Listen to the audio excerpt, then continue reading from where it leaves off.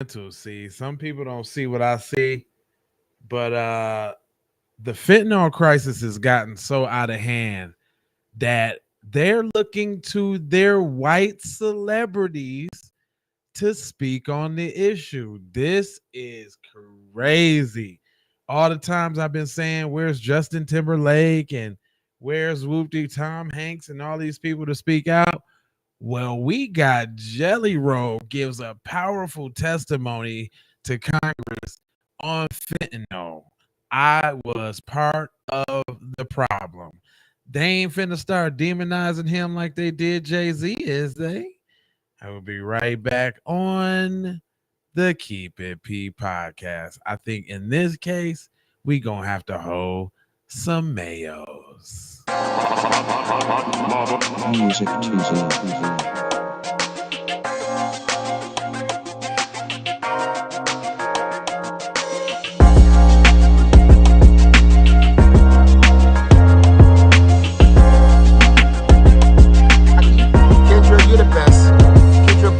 Is the fucking Yeah, Kendra Blackwood is pretty awesome. This is Jay Lava. This is the Keep It P podcast. And I'm not really going to talk too much. I want y'all to hear rapper and country music star Jelly Roll. Now, notice they put rapper first. Notice they put rapper first. Y'all ain't slick. You're not slick, Lucy. Okay.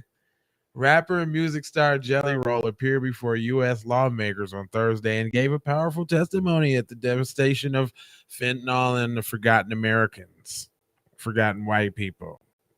Y'all ain't doing enough to save the white people. We need our rapper slash country music star to come speak. This your leaders now. They got leaders now. Hold on now. Go get your leaders. Says Jelly Roll, whose real name is Jason DeFord, has spoken openly about his past convictions for drug dealing and now advocates for victims of heroin and fentanyl epidemics. He began his testimony in Senate Banking Committee and not noting that these roughly 5 minutes he was allotted to speak, someone in the United States will die from an overdose and that there's a 72% chance it will be fentanyl related. And it is important to establish earlier that I am a musician and that I have no political allegiance. I am neither a Democrat nor a Republican. In fact, because of my past, my right to vote has been restricted. The Save Me singer says. Thus far, I have never paid attention to a political race in my life. Ironically, I think that makes me a different person to speak about issues. Transcends partnerships and ideologies, my friend. That's what he said. It says Jelly Roll told the lawmakers that roughly 190 people die from an overdose every single day in the U.S., roughly equivalent to 737 plane full capacity. It says you could imagine the national media attention it would get if there were reportedly that plane that was crashing every single day and killed by 190 people, but because it's 190 drug addicts, white drug addicts, we don't feel that way because America has been known to bully and shame drug addicts instead of dealing and trying to understand it's the critical root of the problem, Jelly Roll said. Boy, don't you wish we would have had this type of advocacy and this type of care when it came to the crack epidemic? This kid gloves approach to softly see what's going on.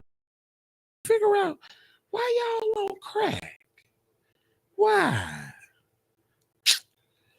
The Grammy nominated musician said that he seems the victims of the national fentanyl crisis every one of his concerts, and that he's personally been impacted by the disease known as addiction. Oh, now it's a disease.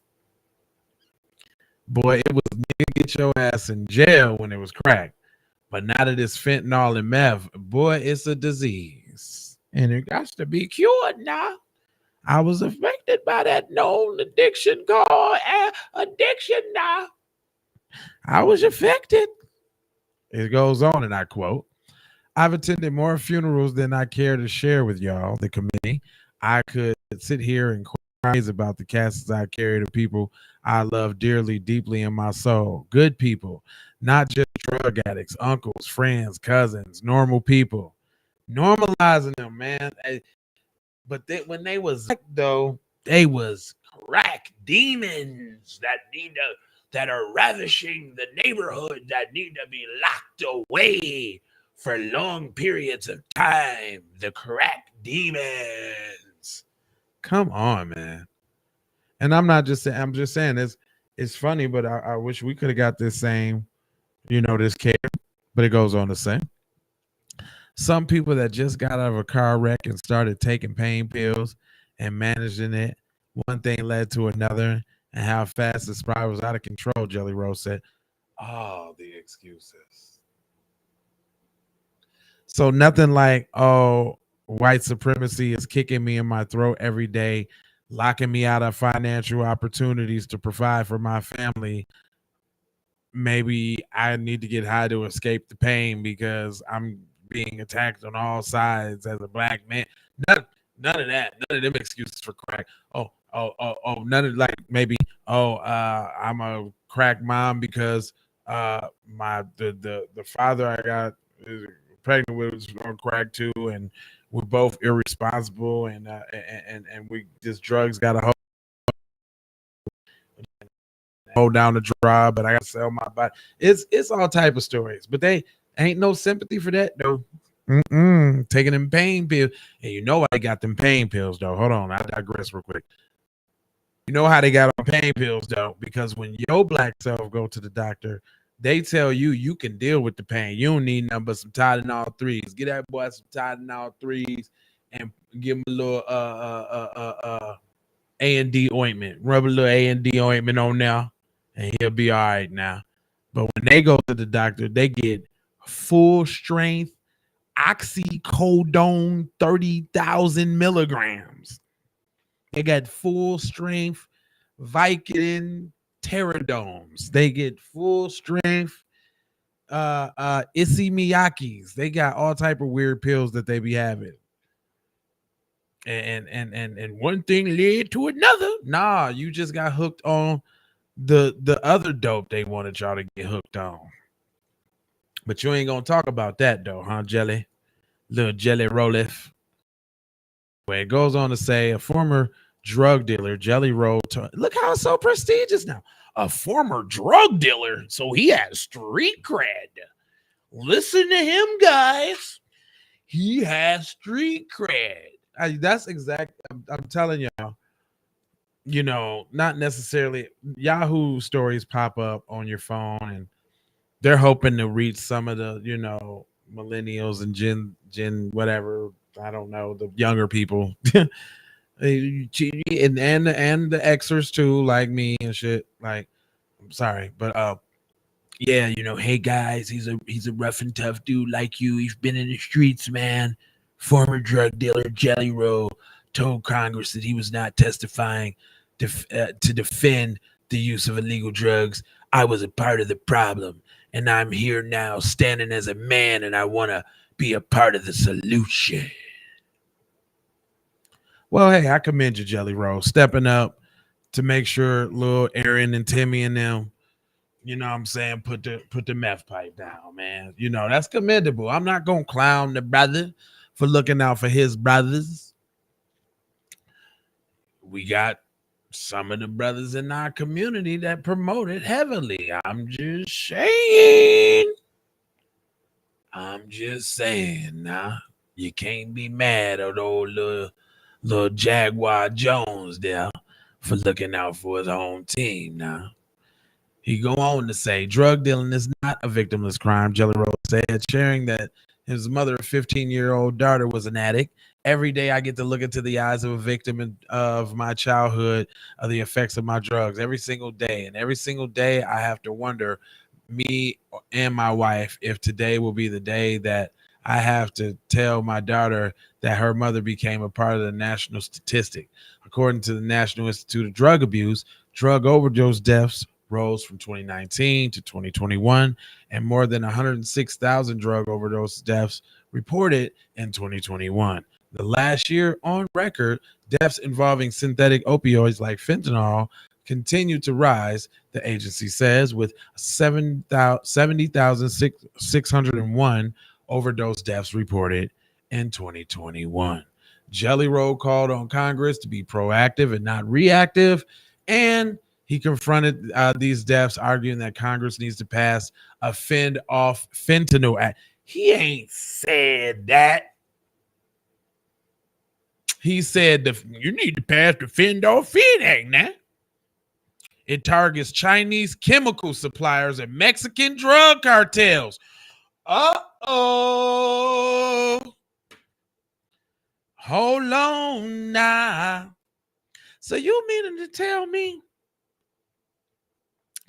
you got to target the people that you just gave protections to?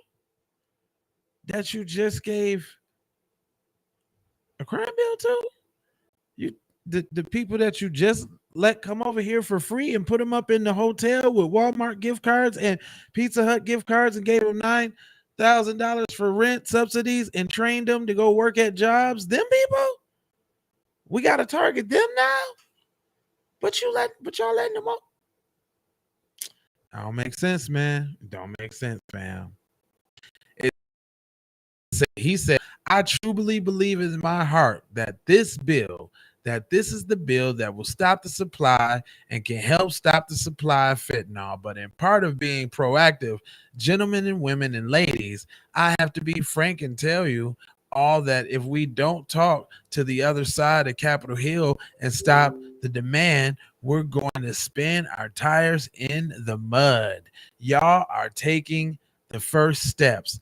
But I encourage you to take it outside of this room and take it to your colleagues and your constituents and give it to them the most you can do, Jelly Rose. He said, I see fans grappling with this tragedy, he said in closing. I seek solace in music and hope that their experiences won't befall.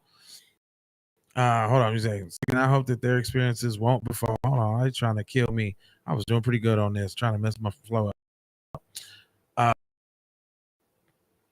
They just changed the article as I was reading it. They did. Come on now. I hate when y'all do. They changed the article as I'm reading it.